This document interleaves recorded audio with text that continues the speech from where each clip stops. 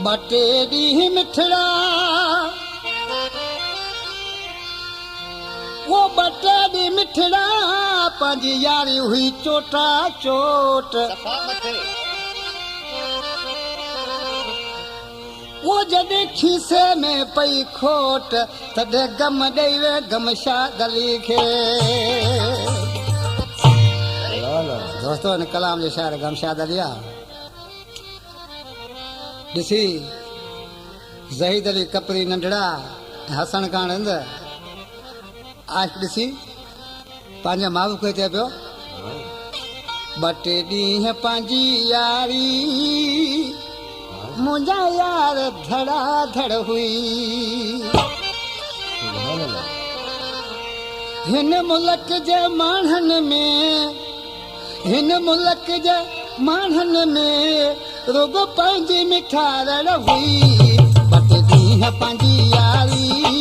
मुंहिंजा यार धड़ा धड़ हुई ॿ टे ॾींहं पंहिंजी यारी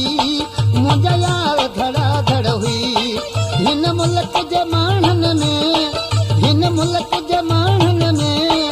रुग पंहिंजी मिठारड़ हुई ॿ टे ॾींहं पंहिंजी यारी मुंहिंजा यार धड़ा धड़ हुई ॿ टे ॾींहं पंहिंजी यारी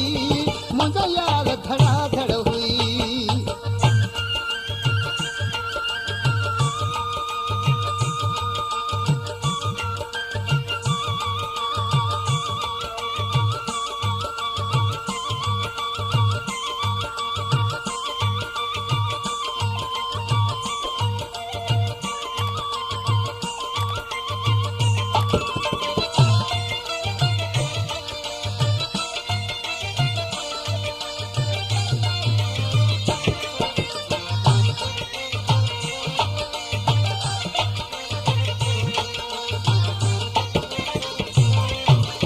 क्या नाम है आपका?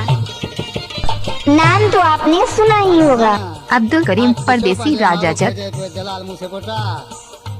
करे जोड़ मुझा जानी जे घाटे विंदा वासी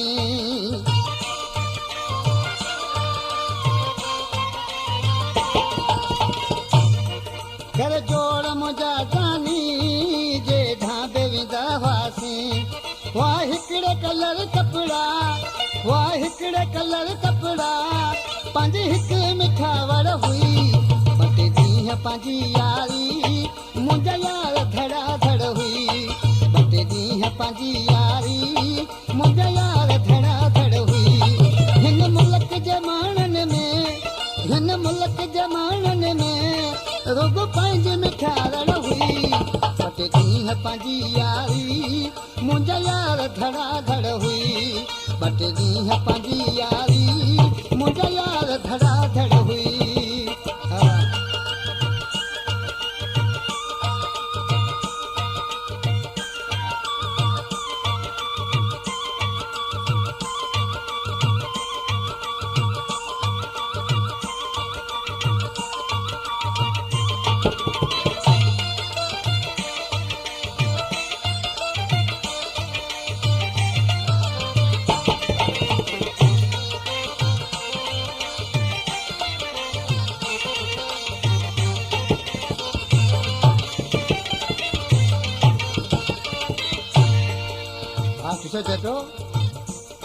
कंहिंजो जोड़ टुटल त ॾिसी पाण खिलंदा हुआसीं ॿई। क्या नाम है आपका? अब्दुल करीम परदेसी राजा जग थैंक यू। एक बात बोल, उससे दोस्ती करो। जोड़ टुटल त ॾिसी खिलंदा त हुआसीं ॿई। अहिड़ो जोड़ त हो पंहिंजो अहिड़ो जोड़ त हो पंहिंजो दुश्मन जे मथां सड़ हुई ॿ टे ॾींहं पंहिंजी यारी मुंहिंजा यार धड़ा धड़ हुई ॿ टे ॾींहं पंहिंजी यारी मुंहिंजा यार धड़ा धड़ हुई हिन मुल्क जे माण्हुनि में हिन मुल्क जे माण्हुनि में रुगो पंहिंजी मिठारड़ हुई ॿ टे ॾींहं पंहिंजी यारी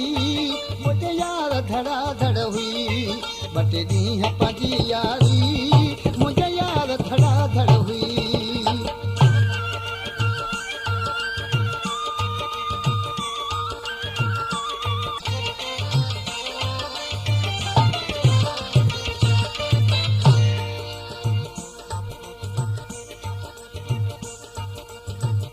सॼे ॻोठ में गम छॾली रुॻो ॻाल्हि पंहिंजी थे हली